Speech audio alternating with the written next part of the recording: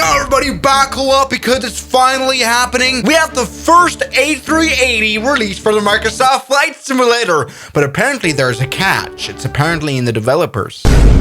Oh no. Oh, my poor heart. Oh. Everybody, after 4 years of silence, after releasing the horrendously bad 737 MAX, just when the flight simulator came out, the developers of Bredok3D are finally back to perhaps release another disappointing add-on, everybody. The A380 for 25 euros. It's been, it's already been kind of renowned. People hate it already. Let's buy it. For 25 euros, which is quite a bit of a price where you'd expect something, but the expectations aren't too high. I mean, it's not a $100 add-on, but it's also not a freeware add-on. And there's some people saying online that they wouldn't even fly this plane if it was free. Everybody, 3.8 stars. I guess the only people that have bought this plane already are kind of just desperate to finally have an A380 in the flight simulator. It's kind of a universal problem of this airplane. As far as I remember, there's never actually even been any good add-on for any flight simulator. I mean, we talked about the X-Plane add-on, which cost $50, and it was really bad. Because really, this is one of the best flight simulator models that you can get for the Flight Simulator X-Plane, and it looks like this, right? But the silver lining somewhere in the sky of, for example, Eni builds, but also fly-by-wire, working heavily on making their own freeware, insanely good A380, makes people really desperate to finally have one. I think that's why Bredok made this airplane. We have a few liveries. That's okay. Let's go Etihad. Finally, we can move on from having pretty poor A380 freewares to have A320 cockpits. They're just FS export to having an actual real native A380. Let's go ahead and try that. All right. So welcome to Nice Airport and the Bredok A380. I can already tell something I hate. It's a very minor complaint, but I guess when you develop an airplane, you can select where the center of the airplane is in terms of camera views. And I don't know what they do always wrong with Bredok is that the center of the airplane is not at the actual center of airplanes. So what we're doing, we have lots of screen here on the left, and the A380 is for some reason so far on the right. I have no idea why they did that. Anyway, welcome aboard the A380. You know what? The outside model isn't too bad after all. Hey, it isn't very good. It isn't very good, but I honestly couldn't have done better. All right, let's go ahead and step into the cockpit, which is, I guess, where you find the shocking bit. Dude, I mean, the 737 MAX that the developers came out with was really bad. It was shiny for some reason. I didn't get it. Why the hell is the throttle so damn shiny? Jesus Christ. But here's, it's kind of not bad. It looks like an A380. Let's go ahead and turn it on now. Come on, battery 1, battery 2. Okay, so what we are already seeing is the instruments are turning on. These are just from the A320, right? These are from the A320. This is actually A380 design. That's not bad. All right, let's turn on all the switches that say off on them. That's my classic Airbus work through. There we go. Looks good, good, good. All right, I mean, at least all the switches seem to work. We can even switch the AIDR systems on. The inertial reference system, but they are not really helpful because this is practically, from the complexity, the basic A320, the basic airplane to get in the flight simulator. Let's turn on the APU. While that's happening, we can roam around a little bit. What people say they kind of hate it was the FMS. Oh my, I don't think that looks like in real life. That looks just like the normal, I don't know. You know what, this actually looks like the 737 MAX FMS. Not touchscreen or anything. I mean, that's what Airbus did. All right, let's go ahead and turn on the engines now. APU bleed, engine start, ignition start. I guess that's where the switch is, and we can turn on all the 4 engines. Engine master. There we go, and 2 compressors coming on, so we can see some spinach. Hey, perfect.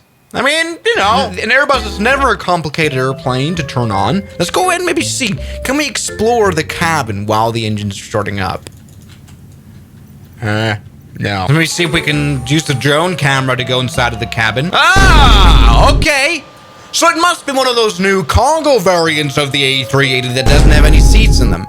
All right, that's a little disappointing. I mean, they never promised a cabin, but that is... Come on. The engines sound like a fan. It's literally a Dyson. That's not the Trent sound. All right, come on, turn on the other 3 engines. Yeah, they're all going at the same time. Good. I can already tell a graphical bug that doesn't look good. Maybe it might be my computer, but something's wrong with the autopilot. Well, the autopilot doesn't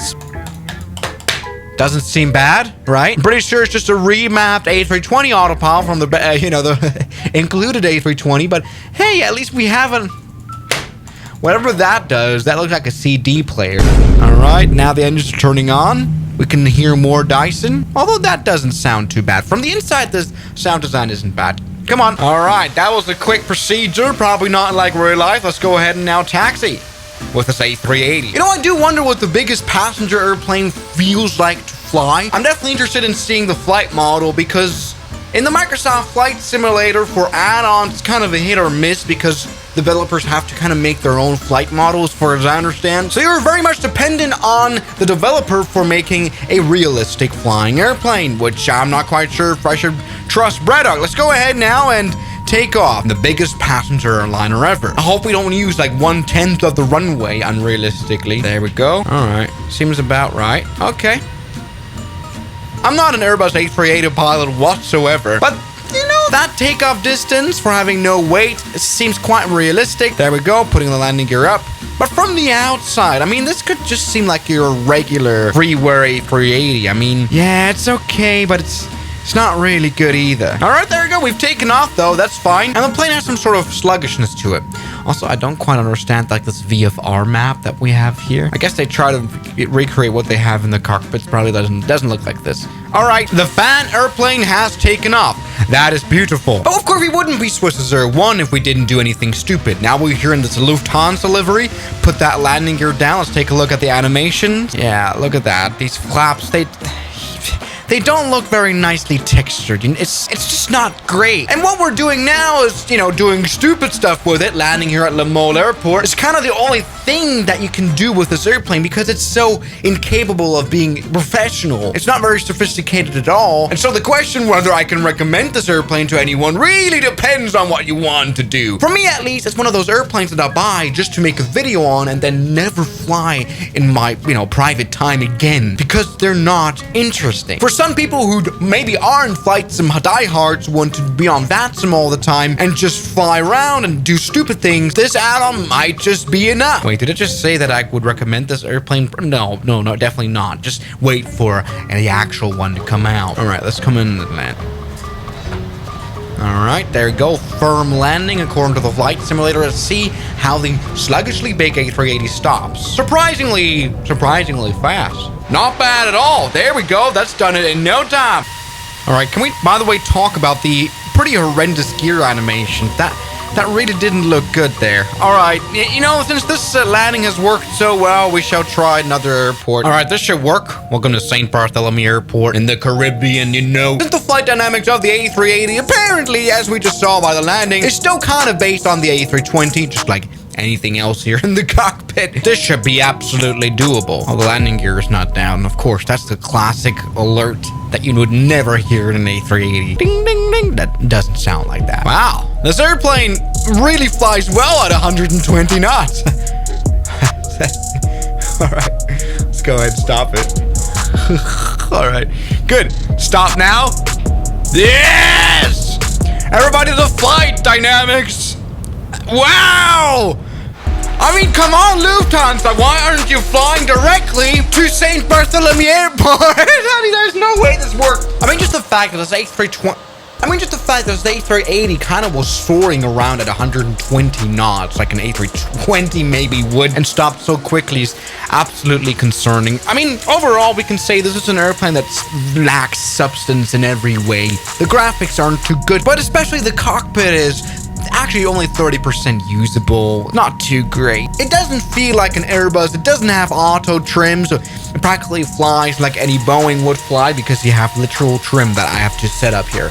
What is that? That's not an Airbus. All right, at least the takeoff didn't work at all. Although I do have to say, I kind of did expect worse. I think this airplane is still miles better than the 737 they came up with a while ago. But is it any good? No. Is it any 25 euros good? No. So who is this plane made for? Maybe hardcore A380 fans that don't have the patience to wait for the actual good ones to come out. Come on, if you're such a plane fan, then you really want to have a realistic add-on too, which this one isn't. Would I call this plane a scam? Probably not. You get what you think you're getting. Let's call it that. So I thank you guys so much for watching this video, and I'll see you guys tomorrow. As always, good night. And a special thanks goes out to my members, my supporters: Guns Killer, R27, James Duram, That Dude, Anime Gods of Gaming, Derek, Insider Plane, Nishijutsu Finer, Professional Jamal, Ryland Williams, and New York. You've got beautiful names.